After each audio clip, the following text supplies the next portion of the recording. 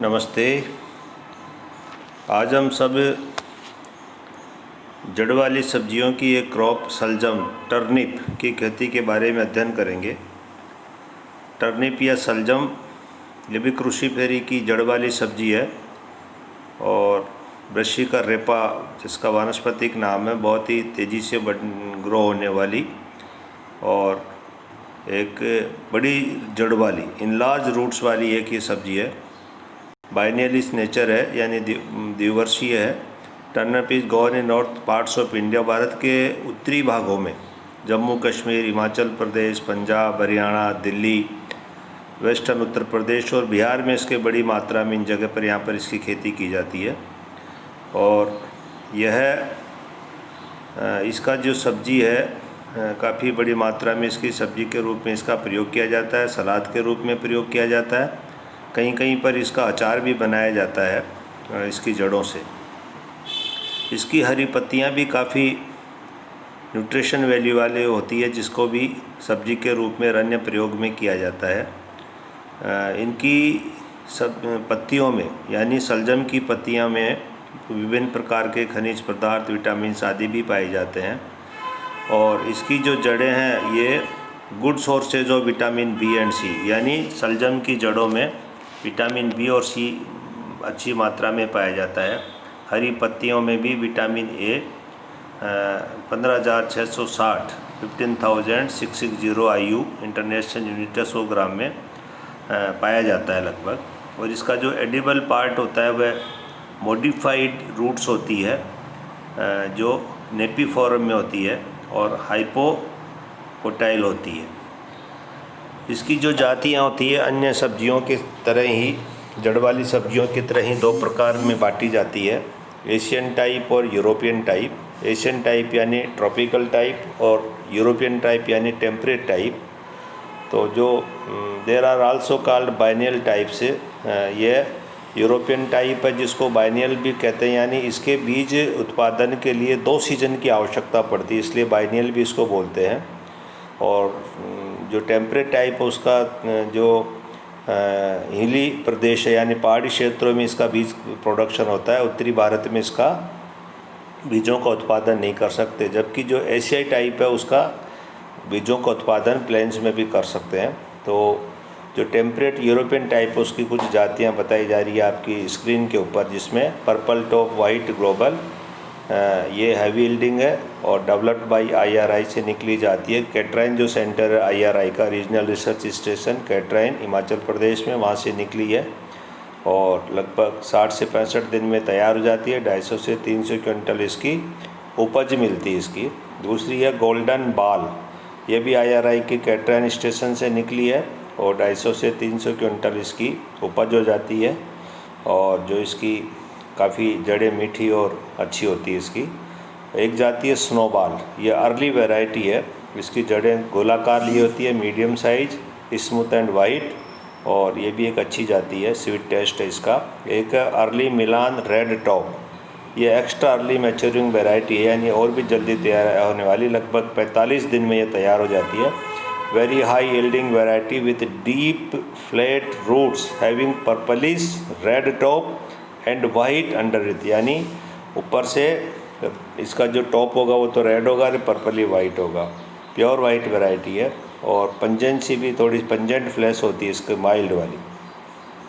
एक जाती है पूसा स्वर्णिमा, यह वैरायटी IRI से निकली है, रीजनल रिसर्च स्टेशन से कैटराइन से, और इसको हाइब्रिडाइजेशन के द्वारा, संकरीकरण के द्वारा निकाला गया है, जिसमें जापानीज वाइट एशियाटिक टाइप थी और गोल्डन बाल यूरोपियन टाइप थी। इनसे क्रॉस करके ये पूसा स्वर्णिमा जाति निकाली गई है, जो जिसकी जड़ें 6 से 7 सेंटीमीटर लंबी और डायमीटर 7 से 8 सेंटीमीटर का होता है और येलो स्किन होती है इसकी, और ये भी एक अच्छी जाति है। इसके अलावा एक जाति है पूसा चंद्रिमा, यह भी कैटराइन से है, ये भी हाइब्रिडाइजेशन से निकाली है, जो इसके पेरेंट्स है जापानीज वाइट एशियाटिक और स्नोबॉल यूरोपियन टाइप के।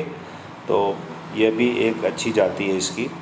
तो ये जातियाँ यूरोपियन टाइप्स। इसके बाद है कुछ एशियन टाइप्स जो जातियाँ हैं, they are referred to as annual types है, ये एक ही सीजन की है और उत्तरी भारत में इसका बीज प्रोडक्शन भी इसका हो जाता है, इसलिए ये एशियाई टाइप कहलाती है। They are more pungent in better than preparation for pickles. ये इसमें थोड़ी तीखापन थोड़ा सा होता है, इसलिए अचार बनाने के लिए अधिक ज़्यादा उपयोग होती है। यानी ये कह सकते हैं कि अचार है जो एशियाई टाइप का ही बनाए तो ज़्यादा अच्छा रहेगा। ट्रॉपिकल वैरायटी प्रोड्यूस वाइट और रेड कलर्स रूट्स, जो सफ़ेद और लाल रंग की जड़ें इसकी होती है। और ये कुछ जातियाँ आपकी स्क्रीन पे है। पूसा कंचन, ये सिलेक्शन प्रोसेस से निकाली गई है। Selection from the cross Asiatic red and golden बाल के क्रॉस से इसकी जाति निकाली RI के से दिल्ली सेंटर से पूसा कंचन। एक जाति है पूसा श्वेती, ये भी ARI से निकली है दिल्ली से। उसकी जो जड़ें होती है थोड़ी फ्लैटिस होती है, राउंड फ्लैटिस, और यह भी सॉफ्ट है। 40 से 45 दिन में तैयार हो जाती है। पंजाब सफ़ेद, जैसा कि नाम से ये सफ़ेद वैरायटी है, पंजाब PAU से निकली हुई जातियाँ हैं और ये भी एक अच्छी जाति जो 60 दिन में तैयार हो जाती है। तो ये कुछ जातियाँ हैं सलजम की, टर्निप की। इसके बाद जो इसका क्लाइमेट रिक्वायरमेंट है, turnip is best adapted to a cool और मॉडरेट क्लाइमेट्स। ठंडी और थोड़ा सा गर्म प्रदेश में इसकी अच्छी कल्टीवेशन होती है। और अन्य जो क्रूसीफेरी की अपनी सब्जियां उसकी तरह ये भी एशियाटिक जो वैरायटी है, ये थोड़ा सा गर्म तापमान भी सहन कर लेती है, यूरोपियन टाइप नहीं कर पाती।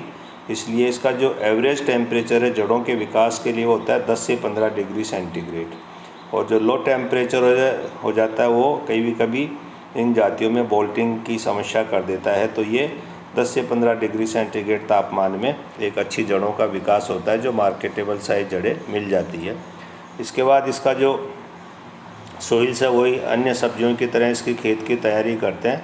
अब चूँकि जड़ वाली सब्जियां हैं तो इसकी डीप प्लोइंग करेंगे, खेत को साफ़ सुथरा करके बुरबुरा करके उसको तैयार कर लेंगे। और अच्छा ऑर्गेनिक मैटर वाला ज़मीन तैयार होनी चाहिए, बढ़िया रिच इन ऑर्गेनिक मैटर, जल निकास की अच्छी सुविधा होनी चाहिए। और जो एक्सट्रीमली हाई और हैवी सॉइल्स होती है, भारी मिट्टियों में इसकी खेती अच्छी नहीं होती है, इसलिए उसको अवॉइड करना चाहिए। और कई बार भारी मिट्टी में जो जड़ों का जो विकास है वो भी पूरा नहीं हो पाता और मिस शेप हो जाती है। यानी जो अकॉर्डिंग टू देयर वैरायटी जो सेफ आनी चाहिए जड़ों की वो नहीं है पाती, जिससे मार्केट नहीं मिल पाता उनकी। और हल्की सी उदासीन मिट्टी और slightly alkaline soils are best suited, वो अच्छी मानी जाती है। तो एक अच्छी गहरी जुताई करके 2-3 हल्की जुताई करके खेत को तैयार करते हैं डेलो रहित करके, और आखिरी जुताई के साथ उसको समतल कर लेते हैं फील्ड को और इसकी फिर बुआई करते हैं। इसके बाद है सीड्स का जो बात है, जहाँ तक है 3 to 4 kg of seeds is sufficient for sowing the crop in 1 hectare area.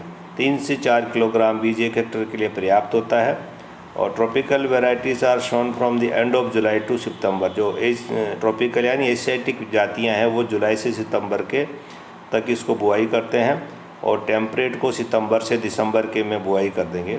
उत्तरी भारत में जुलाई से अक्टूबर का महीना इसकी खेती के बुआई के लिए अच्छा माना जाता है, जबकि पहाड़ी प्रदेशों में जुलाई से सितंबर तक इसको बो सकते हैं।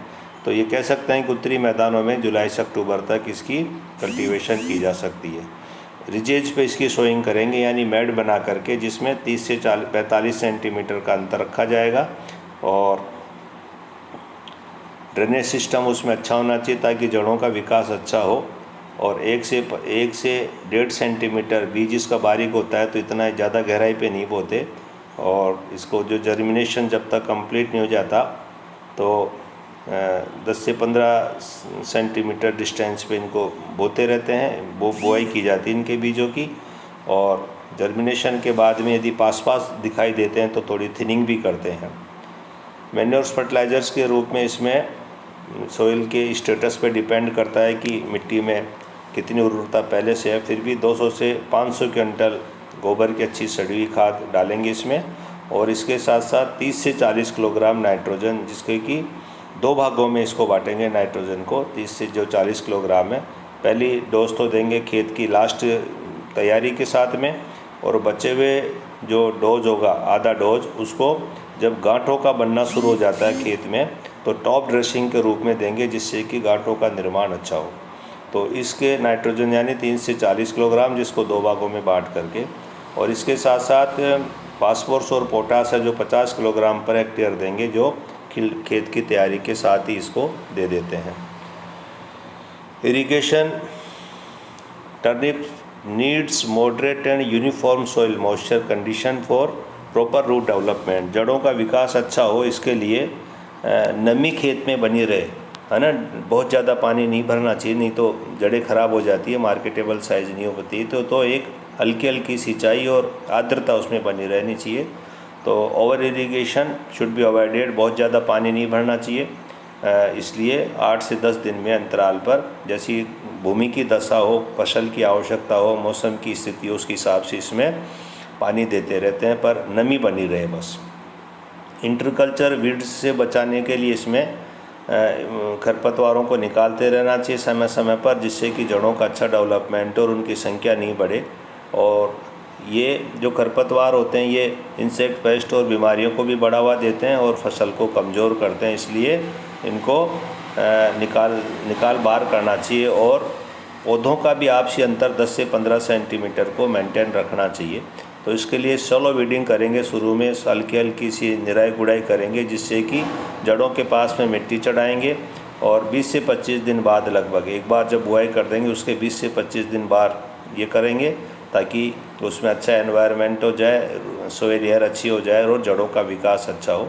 कभी कभी जब वीड्स बहुत ज़्यादा परेशान की हो या ऐसी स्थिति हो कि वीड्स बहुत ज़्यादा हो गए, तो ये केमिकल वीडिसाइड भी कर सकते हैं, जो आपकी स्क्रीन पर बताया गया है। जैसे पेंडिमेथिलिन है 1 किलोग्राम और फोलियोब्लूक्लोरिन है 1 से 1.5 किलोग्राम, या नाइट्रोफेन है, इसका भी प्रयोग वीड्स के वीडिसाइड के रूप में इसका प्रयोग कर सकते हैं।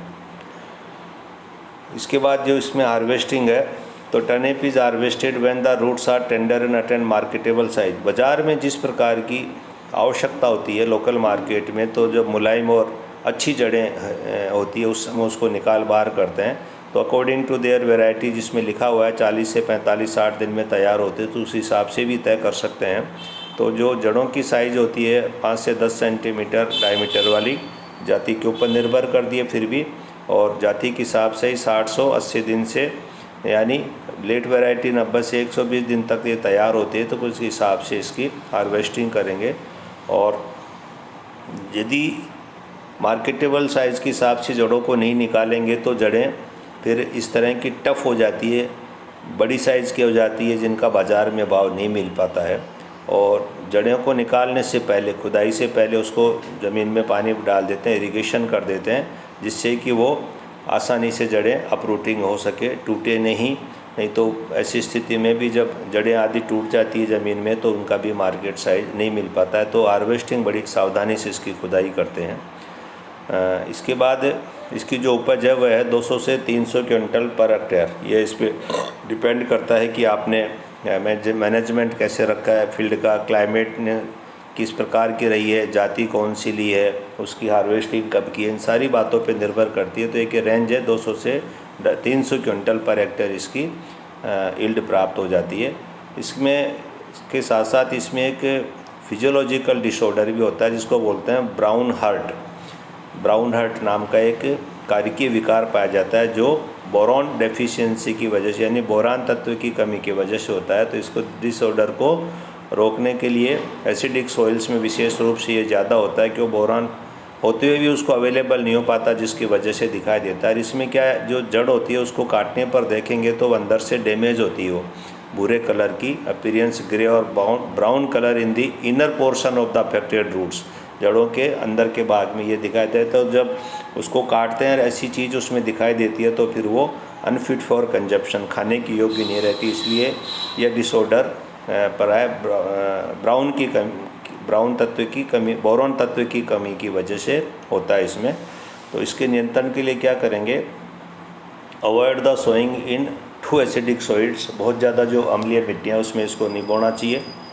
Maintain adequate soil moisture to prevent drought condition, नमी इसमें बनाए रखें, ऐसी दशा नहीं आनी चाहिए कि एकदम सूखे की स्थिति आ जाए। इसको रोकना चाहिए, नमी का अभाव नहीं होना चाहिए खेत में। इसके साथ साथ बोरॉन तत्व की कमी की पूर्ति के लिए बोरेक्स 10 से 15 किलोग्राम पर हेक्टेयर बुआई से पहले खेत में बुरकाव कर देना चाहिए, जिससे कि वह ज़मीन में अच्छी प्रकार मिलके अवेलेबल फॉर्म में आ जाए जड़ों को। और एक फिर इसके साथ साथ spray the crop with boric acid, 0.2% का बोरिक एसिड का गोल बना करके क्रॉप पे स्प्रे करेंगे। वेजिटेटिव स्टेज पे जो ही पत्तियाँ निकलती उस समय कर देंगे तो जड़ों में यह ब्राउन हर्ट नाम का डिसऑर्डर नहीं होगा। तो इस तरह से यदि कल्चर प्रैक्टिस उसका ध्यान में रखते हुए टर्निप की खेती करते हैं तो अन्य जड़ वाली सब्जियों की तरह इसका भी एक अधिकतम लाभ लेते हुए मार्केटेबल साइज़, जिसकी अच्छी डिमांड होती है, एक अच्छा प्रोडक्शन हम कर सकते हैं। नमस्ते।